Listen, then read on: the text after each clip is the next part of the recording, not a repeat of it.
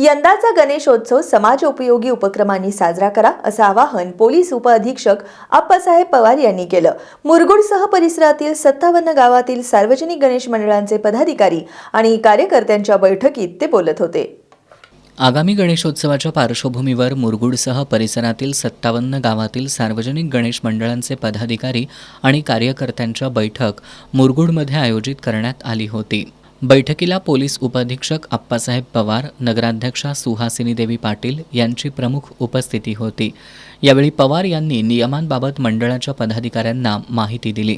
गणेशोत्सव काळात कार्यकर्त्यांनी कोणत्याही प्रकारचे बेकायदेशीर कृत्य होणार नाही याची दक्षता घ्यावी, शांतता आणि सामाजिक सलोखा राखत उत्सव साजरा करावा, रक्तदान, वृक्षारोपण, स्वच्छता मोहीम, आरोग्यविषयक उपक्रम यासारख्या समाजोपयोगी कार्यक्रमांना प्राधान्य द्यावं असं आवाहन पवार यांनी केलं।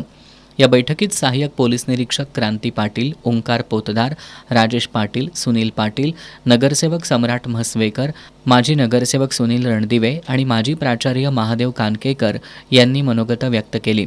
यावेळी विविध क्षेत्रात उल्लेखनीय कार्य करणारे सामाजिक कार्यकर्ते, पत्रकार, सर्पमित्र, वृक्षमित्र, पोलीस पाटील, होमगार्ड्सचा सत्कार करण्यात आला।